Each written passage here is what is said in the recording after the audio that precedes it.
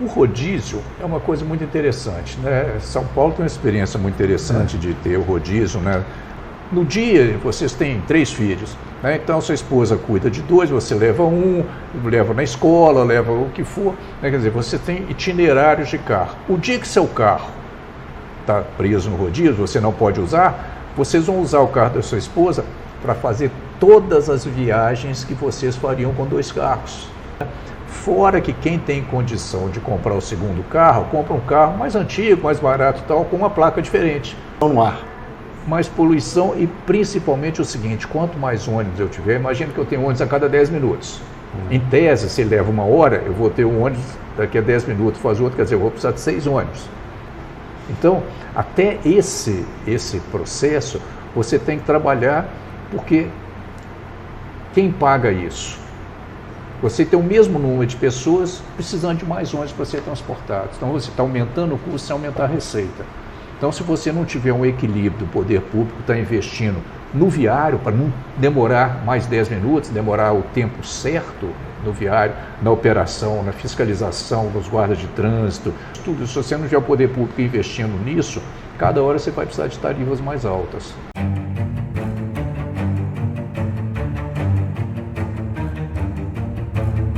Olá pessoal, hoje estou tendo a grata satisfação de entrevistar o engenheiro Osias Batista, referência nacional e internacional no transporte público de massa. Muito obrigado, doutor.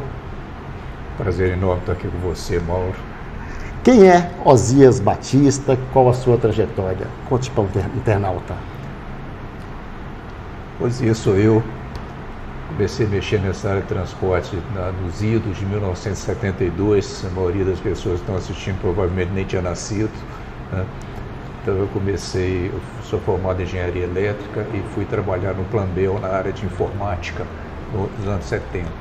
Desde o início tratando da área de transportes e informática. Aí eu migrei para a área de transporte, nunca exerci o cargo de engenheiro eletricista, mas sempre trabalhei na área de transporte. E ao longo da minha vida eu fui do Plambel, que foi o órgão que fez o primeiro planejamento metropolitano de Belo Horizonte, fui da Metrobel, onde eu fui superintendente, fui diretor, depois eu fui da BH Trans, eu fui o primeiro presidente da BH Trans e fui diretor de transporte metropolitano do DR. Ao longo dos intervalos, quando eu não estava no serviço público, eu sempre trabalhei em consultoria privada e desde 1998 eu trabalho na iniciativa privada, é uma empresa que é a Beta Engenharia e Arquitetura, que é uma empresa de consultoria na área de transporte e trânsito. E assim a gente vai trabalhando pelo Brasil afora. O modelo de transporte público de hoje, o qual a conta recai sobre o usuário pagante, ele se sustenta daqui para frente? Qual a opinião do senhor? Mauro, isso aí tem um princípio que já mostra que não pode ser assim, que é o seguinte: toda a sociedade se beneficia do sistema de transporte público. As pessoas usam o sistema de transporte público para acessar seu emprego, para acessar educação, saúde, todas as coisas, algumas que são de interesse próprio e algumas que são de interesse da sociedade, das empresas, dos órgãos públicos. Então, se essa pessoa tiver que arcar com a integralidade desse custo, né, quem se beneficia, uma grande parte da sociedade que se beneficia desse transporte não está pagando, só o usuário está pagando. Então, a princípio a gente já chega nessa questão, né, que o custo devesse ser rateado entre aqueles que se beneficiam disso, tá? A outra coisa é que você tem um equilíbrio econômico muito difícil entre custos e receitas. Quanto mais alto é o custo, quer dizer, para você dar um transporte de alta qualidade, você tem que aumentar o custo. Na hora que você aumenta o custo, né, num país que infelizmente ainda é pobre como o Brasil, né, da grande massa da população, é um país rico com a população pobre, então o que acontece é que, à medida que você aumenta o custo, as pessoas saem do transporte público.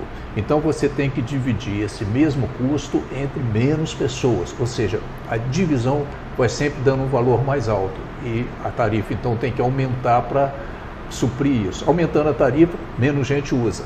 Menos gente usando, para manter a mesma qualidade, o custo continua. Então é uma espiral muito ingrata, então não tem jeito. Numa cidade onde o transporte público por trilhos ainda é muito incipiente, como dar agilidade ao transporte público por ônibus? Nós temos vamos dizer assim, uma caveira de burro em termos de transporte sobre trilhos em Belo Horizonte, né? Nós temos uma região metropolitana que são 34 municípios e que 22 já foram atendidos por transporte sobre trilhos. Nós temos trilhos ou a faixa de domínio, porque os trilhos já foram roubados, os dormentes já foram roubados, a infraestrutura já foi perdida, mas nós já chegamos a ter das 34 cidades, 22 com trilhos. E nós temos, na realidade, uma única linha, que é o metrô, que sai de Eldorado em Contagem e chega até no Vilarinho, ali no começo de Venda Nova, uma única linha.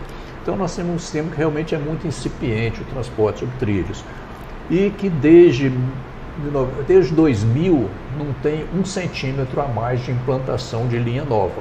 Então nós estamos aí 22 anos sem nada. A última vez que teve uma ampliação foi na virada dos anos 2000, que o metrô chegou até a estação Vilarinho. De lá para cá nós não tivemos nada de acréscimo, nem de qualidade, de melhoria das estações, de melhoria da frota, praticamente não tivemos nada de bom no metrô. Então sobra para quem? Para o ônibus, para o automóvel, para a moto, são os sistemas de transporte, os modos de transporte sobre pneus, que usam o sistema viário que existe aí, né? E aí a gente tem que pensar o seguinte: como transportar o maior número possível de pessoas sem ser por trem, né? E todo mundo mexe com informática, né? Todo mundo usa os arquivos, programas compactadores de arquivo. Você manda uma foto, você está mandando a foto em JPEG, que é uma compactação da foto para ela ficar pequenininha e poder mandar pela internet. Você vai mandar um filme, ele vai em MP4, porque o MP4 é uma redução daquele formato. Então, e quando os arquivos são grandes, a gente compacta, usa um WinZip, um WinRAR, quer dizer, você tem uma série de compactadores. Para aumentar a produtividade da transferência de informação, você tem que compactar. E o transporte é a mesma coisa. Se você tem uma quantidade muito grande de pessoas, para você conseguir transportar o maior número de pessoas, você tem que compactá-las para que você possa mandar os pacotes de informação ou os pacotes de transporte público. É claro que a compactação é dentro daquilo que é aceitável, né? Você não tem jeito de compactar mais um determinado ponto. E à medida que você compacta, então você está levando para o ônibus, para o trem, para o ônibus, no caso, para o ônibus. Você começa a ter um ônibus que tem uma quantidade de 80 pessoas dentro do ônibus, num espaço que está competindo com o espaço de 2 carros. Então você tem 80 pessoas no lugar que 2 carros estariam 3 pessoas. Então o que acontece? Você tem uma divisão muito pouco equitativa do espaço de circulação. Se eu não conseguir fazer com que essas 80 pessoas tenham prioridade sobre essas 2 ou 3 que estão em 2 carros, que essas pessoas consigam se deslocar, né, eu não vou ter nunca a produtividade correta. Então, sempre vem a pergunta: como resolve isso? Você resolve, falando agora num português bem claro, dando preferência ao transporte público no sistema viário. Se você não fizer isso, não adianta nada. Eu gosto muito de brincar assim: não adianta nada você ir num ônibus que tem estofamento, ar-condicionado, serve champanhe, caviar, né? O pessoal de bordo é maravilhoso, toca música clássica e tal. Se você ficar preso no congestionamento e chegar atrasado no seu emprego e for demitido por conta disso, ou não conseguir chegar para fazer a sua prova do Enem, né? Porque estava muito bacana, mas sem conseguir andar. Então, a grande solução do transporte público, na realidade, chama-se resolver os congestionamentos para o ônibus. Se os carros tiverem que ficar congestionados, tudo bem, porque a grande maioria das pessoas tem que andar de ônibus. E quando o transporte público é ruim, o que acontece com as pessoas? Elas vão para andar de moto, elas vão para andar de carro. Você tem que transformar o transporte público no transporte mais conveniente para as pessoas. É uma opção minha, que eu consigo escolher andar de ônibus, porque é mais conveniente do que eu andar de carro, né? O que está acontecendo hoje? Né? O que é mais conveniente, por exemplo, para a meninada? Andar de moto. É muito mais conveniente. Eu ando na hora que eu quero, não que eu seja meninada, né? Mas eu sou motociclista. Então, você anda na hora que você quer, onde você quer, com quem você quiser, da forma que você quiser, e não preso a um sistema que tem horário, que não vai onde você quer, que não funciona de madrugada, que é fraco no fim de semana, eu tenho que ficar 1 hora no ponto esperando. Então, Tudo é conveniência. Se você não conseguir melhorar a conveniência do transporte público, você não consegue ter sucesso no transporte em nenhuma cidade do mundo. O senhor é a favor do rodízio de veículos? O senhor é favorável às faixas exclusivas? O que fazer para deixar o transporte por ônibus eficiente, doutor? O rodízio é uma coisa muito interessante, né? São Paulo tem uma experiência muito interessante de ter o rodízio, né? Cada dia duas terminações de placa não podem rodar, né? Então você tem ao longo dos 5 dias da semana, um dia lá é 0 e 1, do outro dia é 2 e 3, etc., né? Então tem-se a ideia de que você está tirando 20% do tráfego fazendo rodízio, só que não é verdade. Não é verdade que, por exemplo, você e sua esposa, cada um tem um carro. No dia, vocês têm 3 filhos, né? Então sua esposa cuida de 2, você leva um, leva na escola, leva o que for, né? Quer dizer, você tem itinerários de carro. O dia que seu carro está preso no rodízio, você não pode usar, vocês vão usar o carro da sua esposa para fazer todas as viagens que vocês fariam com 2 carros. Então, você está desotimizando, você está piorando, porque quando um carro faz só isso, o outro carro passa a ter que fazer toda essa coisa para atender os 3 meninos no colégio, o seu trabalho, o trabalho da sua esposa, aula à tarde, não sei o que dizer. O carro acaba rodando muito mais, né? Fora que quem tem condição de comprar o segundo carro, compra um carro mais antigo, mais barato e tal, com uma placa diferente, só para não ficar preso no rodízio. Então, a CET de São Paulo já fez uma medida. Todo mundo acha que é 20% a menos de veículos. Sim, mas é 7% a menos de tráfego. 7% é um crescimento que em 2 anos já perdeu.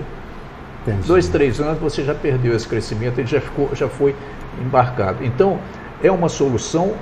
Mas ela não é nenhuma panaceia, não é nenhuma grande sacada.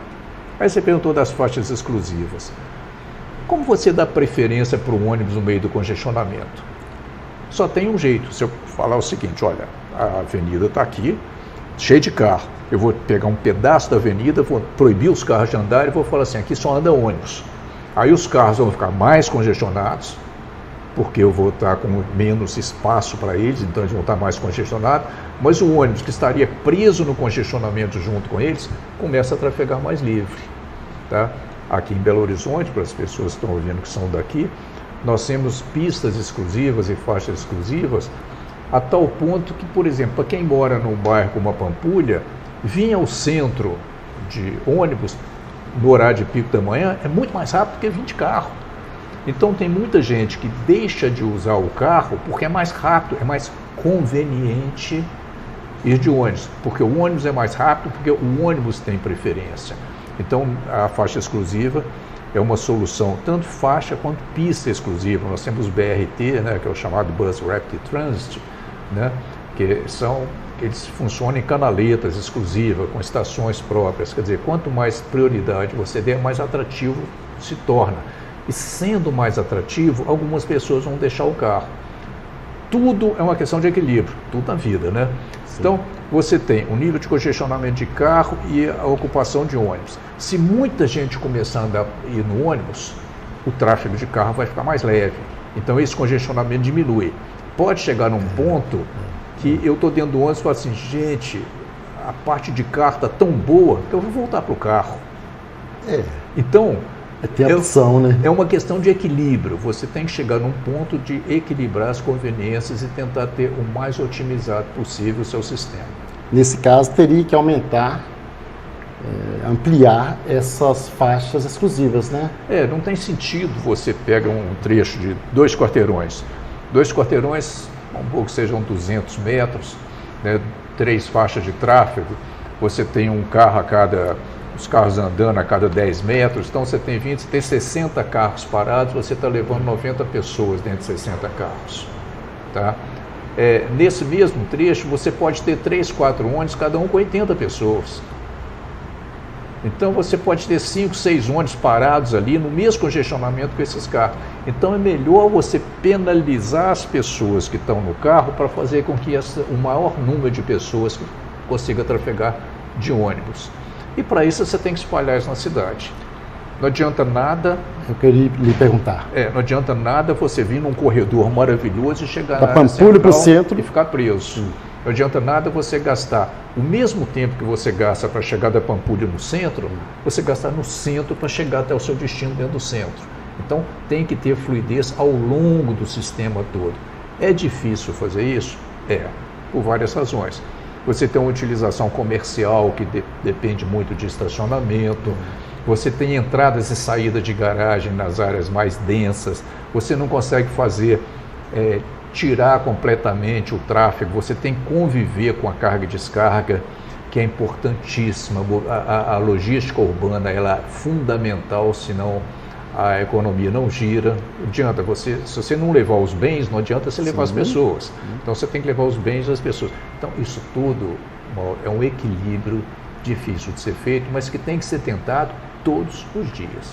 Sim, e já é uma visão macro, Sim. Você fala, né? E com certeza é necessário a participação do poder público, tanto na primeira pergunta com relação a passagens, tanto nesse caso da ampliação, que depende da participação deles para desapropriar. O que o senhor tem a dizer com relação a isso? Nós temos uma questão constitucional, acreditando que na nossa Constituição brasileira, que fala que o transporte público municipal é de responsabilidade, de competência dos municípios. Então, compete ao município fazer a gestão, ele pode fazer a gestão por concessão ou diretamente dos serviços de transporte público. E o serviço de transporte público não é só o ônibus. Pensa, se eu for fazer um metrô, eu sou responsável pelo trem, pelo trilho, pela eletrificação, pelas estações, eu tenho que ser responsável por tudo. Então, o sistema de transporte público faz parte, o asfalto, a via, o semáforo, os pontos de ônibus, tudo isso faz parte de um sistema de transporte público. E muitas vezes a gente pensa assim, não, assim, o transporte público é o ônibus que vai rodar em cima da cidade que já existe lá. Não. Uma parte daquela cidade ela tem que ser dedicada ao transporte público, que é um sistema de transporte público. Isso você só consegue fazer com o poder público. Não tem como a iniciativa privada assumir e falar assim, eu vou desapropriar, eu vou dizer que essa via aqui só vai passar ônibus, não vai passar carro. Isso é uma competência pública, não é uma competência privada. Inclusive, com ou sem o subsídio, é necessário a participação do poder público. De qualquer forma, o poder público é o responsável. Ele pode operar através de concessionárias ou permissionárias. Ele pode fazer isso, a Constituição assim o diz. Mas ele é o responsável básico sempre. Acha ou não acha subsídio.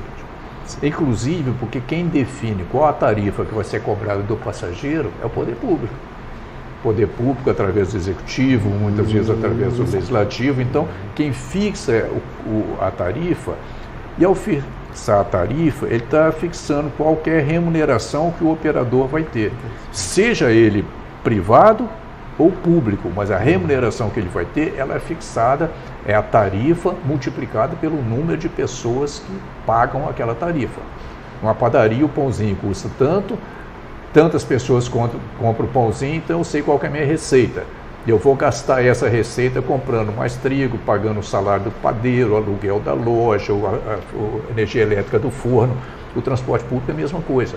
Eu tenho uma tarifa que os usuários vão pagar e tem que remunerar o custo do transporte. O que acontece hoje? Quem remunera o custo da manutenção da via, o custo dos semáforos, o custo dos pontos de ônibus? Não é a tarifa. Então você tem que ter um investimento não só para baratear a tarifa, mas como para permitir que os ônibus rodem com segurança. E tem uma coisa muito interessante, que é o seguinte, vamos dar um exemplinho. Você tem um ônibus que leva 1 hora para ir no centro e voltar. Significa que daí a 1 hora ele está apto para fazer mais uma viagem. Se essa 1 hora estiver congestionada, e ele em vez de 1 hora levar 1h10, o ônibus que tem que sair 1 hora depois tem que ser outro, porque ele ainda não chegou. Eu tenho que ter 2 ônibus para fazer aquela viagem, porque até ele chegar, ou eu vou atrasar essa viagem 10 minutos, porque ele levou 10 minutos a mais para chegar, ou eu tenho que ter um outro ônibus. quanto mais eu perder o tempo no congestionamento, mais ônibus eu vou precisar para manter o mesmo número de viagens por hora. Mas mais poluição no ar. Mais poluição e principalmente o seguinte, quanto mais ônibus eu tiver, imagina que eu tenho ônibus a cada 10 minutos. Em tese, se ele leva 1 hora, eu vou ter um ônibus daqui a 10 minutos, faz outro, quer dizer, eu vou precisar de 6 ônibus. Porque ele chega, 10 minutos depois chegou outro, 10 minutos depois chegou outro, quando chega no sexto ônibus, ele já está chegando para fazer a próxima viagem, né? Se começa a precisar ele não faz em 1 hora, eu vou precisar de 7 ônibus. 7 ônibus vão ajudar a congestionar mais do que os 6. Aí o próprio ônibus aumenta o congestionamento que vai fazer com que você precise de mais ônibus. Então, até esse processo, você tem que trabalhar, porque quem paga isso? Você tem o mesmo número de pessoas precisando de mais ônibus para ser transportados. Então, você está aumentando o custo sem aumentar a receita. Então, se você não tiver um equilíbrio do poder público, está investindo no viário, para não demorar mais 10 minutos, demorar o tempo certo no viário, na operação, na fiscalização dos guardas de trânsito, dos semáforos, na qualidade da pavimentação, tudo nos congestionamentos, tudo. Se você não tiver o poder público investindo nisso, cada hora você vai precisar de tarifas mais altas. Então, essa busca por receitas adicionais, pela modificação da regulamentação tributária do transporte público, da possibilidade de você ter coisas do tipo, se discute muito a questão da gasolina, a CID sobre a gasolina, de forma que você tenha uma taxação da gasolina para ser usada no transporte público. Pô, mas por que isso? Porque todo mundo que está andando de carro está aumentando o congestionamento e está aumentando o custo do transporte público. Então eu tenho uma infraestrutura que é para atender carro e ônibus, e os carros, quanto mais carros eu tenho, mais eu estou onerando o transporte público. Então é correto eu pensar que até o próprio até o transporte privado devesse funcionar para melhorar o transporte público. Então essa é uma discussão muito interessante e longa. Mas muito esclarecedor, vivendo e aprendendo. Eu agradeço imensamente a participação do senhor e passo para as considerações finais. É um prazer estar aqui falando com você. Acho que quanto mais as pessoas pensarem, né, cada um pensar um pouquinho qual que é a participação dele no sistema de transporte público, né, do sistema de transporte de uma cidade. E não adianta, se eu tentar fazer a cidade só para o automóvel, ela não vai ser de ninguém, porque o automóvel vai tomar conta de todos os espaços. Então tem que lembrar da segurança viária, tem que lembrar do número de pessoas que estão morrendo de acidente de trânsito, tem que lembrar do custo do transporte, do preço da passagem, dos níveis de conforto. Então tem uma série, ninguém consegue pensar o sistema de transporte público pensando em si próprio, pensando em si mesmo. Então a gente tem que pensar muito coletivamente nesse aspecto. Mais uma vez, muito obrigado.